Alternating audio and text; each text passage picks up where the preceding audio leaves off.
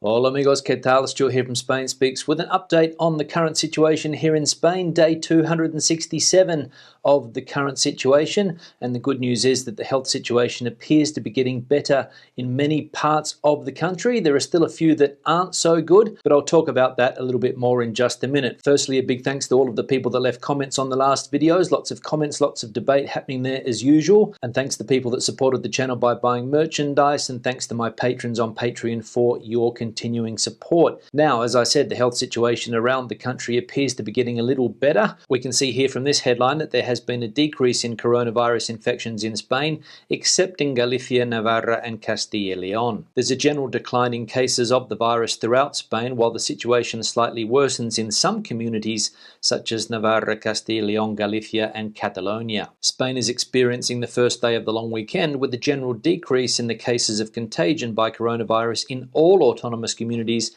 except in some of them such as Galicia, Navarra and Castilla y León. After several weeks with a general improvement in the epidemiological situation in all autonomous communities, the decline in coronavirus infections has begun to halt.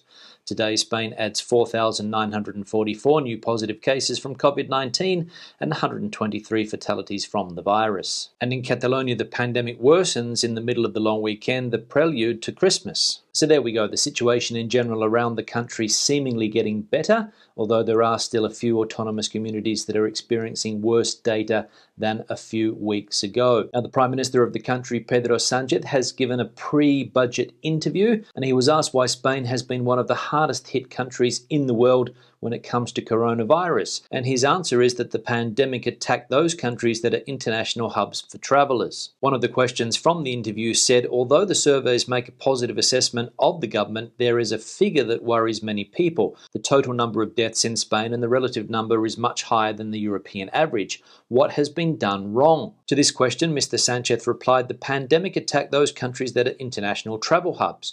We have great potential, great strength, a competitive advantage over other countries, and that is that we have a tourism sector that attracted more than 80 million people a year. To give you an idea, in the month of March, only from northern Italy to Spain, 70 daily flights arrived. We, along with large capitals such as Paris or New York, have been the object, both Barcelona and Madrid, of a pandemic that came through these international flights. So the Prime Minister there blaming the fact that Spain is a travel hub, lots of international flights, one of the reasons why the coronavirus attacks Spain more than other countries. Now, we mentioned the other day a recent survey that has been carried out by the CIS here in Spain. Some of the questions they asked people were related to the vaccine, how many people would be willing to get the vaccine when it arrives in this country in January. And we can see here the majority of Spaniards will not get coronavirus vaccine without knowing the effects, poll finds. According to a survey from the CIS Research Institute, 16.7% of those questions would not get immunized under any circumstances. Spaniards are very interested in the upcoming coronavirus vaccines. 8 in 10 people have recently sought information about their development,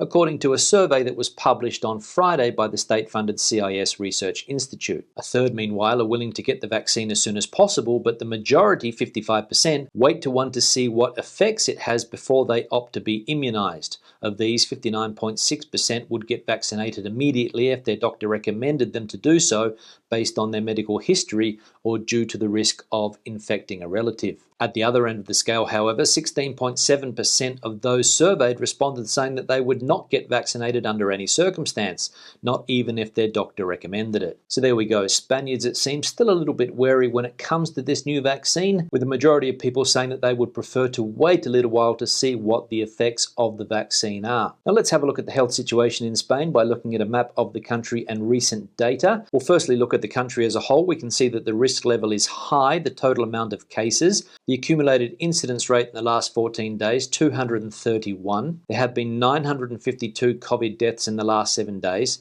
The hospital pressure now, we can see that there are currently 12,552 patients in hospital with COVID, and there are 2,371 COVID patients in ICUs, which is just under 25% of all ICUs in Spain. We'll have a look now at Catalonia. We can see that the risk level there is high, the total amount of cases, the accumulated incidence rate the last 14 days, 208.54. There have been 30 deaths in the last 7 days. Hospital pressure now, we can see that there are 2,530 patients in hospitals with COVID in Catalonia, and there are 424 COVID patients in ICUs. ICUs. Now, some interesting news related to the economy and the future of work in this country. A lot of people would have been thinking that perhaps people in Spain will need to work harder in the future due to the effects of the coronavirus on the economy. However, that might not be the case as the government is studying a 4-day working week. Spain's government is analysing shortening working hours as well as cutting the working week to 4 days. According to Deputy Prime Minister Pablo Iglesias, leader of the left-wing Unidas Podemos,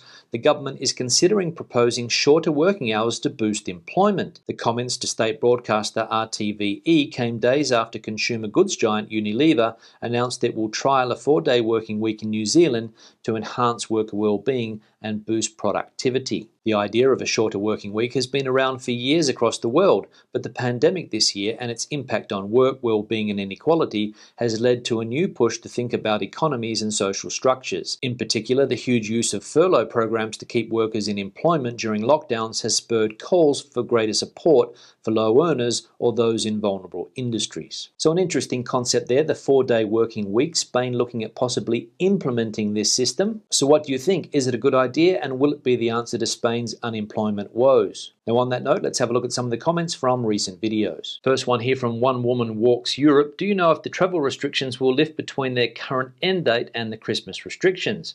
I'm waiting to enter Navarra, which currently ends border closure on the 18th, and I'm wondering if this window of travel between the 18th and the 23rd will be possible, or will all regions extend closures to line up with the Christmas restrictions? Yeah, One Woman, thanks for the comment. To be honest, I'm a little bit confused by the restrictions at the moment, a little bit confused about the different autonomous communities and what the different restrictions are around Spain. I'm trying to concentrate on my particular area at the moment, which is difficult enough. I did read, however, that Navarra is going to open up again on the 18th. They have had their borders closed for quite a while now, so that could be the opportunity for you to get into Navarra before they close again, which they will do over that Christmas period, as has been announced. However, as I said the other day, different autonomous communities are going to have different rules when it comes to Christmas time. Some of them have been announced already, some are going to be announced in coming days, but we'll open your question up to the community and hopefully we can get a more definitive answer. If anybody is in that particular autonomous community at the moment, please let us know what the situation is and what the situation will be like at Christmas time. One here from Colin. Hi Stuart, I was thinking of visiting Spain from England over Christmas, arriving and leaving either side of the border closures. Seen from your perspective of someone resident in the country, does this seem advisable? I have somewhere to stay. Thanks. Yeah, Colin, thanks for the question. Difficult one to answer. I haven't heard that the borders are going to close for Christmas time. I think they're going to be open. People are going to be allowed to travel to the country as long as they have that negative PCR test done before. And I suppose that if you have family members here in Spain and a place to stay, you will be allowed to enter the country. However, the central government here and the autonomous community governments are advising against non-essential travel. And from a personal point of view, if I were living in another European country, I'd be staying put this year and not traveling home for Christmas.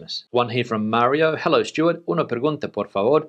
Are you going to take the vaccine? Please let us all know. Gracias. Yeah, Mario, thanks for the comment. I think I've been fairly clear where I stand on this COVID vaccine. I think I said a couple of weeks ago that some international airlines are planning to make the vaccine obligatory if you want to take an international flight. So if I want to go home to Australia next year, as I'm planning to do, then I'll most likely have to get the vaccine. And as we all know, the government here in Spain has a plan for the vaccine. There's going to be 15 different groups. My group, however, is not going to have access to the vaccine until after the summer, so I'll most likely have to wait until then, but I will be getting it when my time comes. One here from Melissa. Thanks so much for the update on the perimeter confinement, Stuart. A number of us expats and auxiliares in Castilla-La Mancha have been wondering whether we would be able to go to Madrid to see friends or do admin there, for example, passport renewals. Looks like it won't be happening now until next year. As always, your clear, informative videos have been a lifeline to those of us who haven't got the time or patience to wade through the constantly changing and confusing restrictions. Keep up the good work. Yeah, Melissa, thanks for the comment and a big shout out to all of the auxiliares out there. I know that there are lots of auxiliares around Spain teaching in schools, teaching in high schools, primary schools around the country. Unfortunately, not the best year to be having this experience, but I'm sure that people are enjoying their time here in Spain anyway. And I know that the restrictions have been difficult for a lot of people, a bit of an inconvenience for somebody like yourself there, Melissa, who was planning to come to Madrid, see friends, see Madrid, get some stuff done. one. Unfortunately, with all these border closures, it's been a little bit hard to do that type of thing, but I'm optimistic that 2021 is going to be a better year, and let's hope that it is. Want to hear from Richard? Great review, Stuart, living in Alicante province in Santa Pola, just a 20-minute drive from the city centre. I am in full agreement with the sentiments around our local city. It's a great place to be, and with a fantastic atmosphere around the marina and the barrio. I have always felt very safe and welcome where we have been in the city. The Ramblers and the restaurant quarter are particularly noteworthy. Not surprised at all by the result. Yeah, Richard, thanks for the comment. Obviously referring to the video that I did yesterday about Valencia, Alicante, Malaga and Madrid, 4 cities here in Spain that entered the top 10 destinations for expat living or foreign resident living, and you there very happy in Alicante, as I'm sure a lot of people are. I think Alicante was highlighted for the friendliness of the local population. People down there make foreigners feel welcome, and of course that Mediterranean lifestyle and the fantastic weather, so no surprises why those cities are in the top 10. On that note, I'll start to wrap the video up. Questions and comments, please leave them in the section below. Debate the situation out as you normally do. Give the video a thumbs up if you liked it, thumbs down if you didn't. See you in the next one. Hasta luego.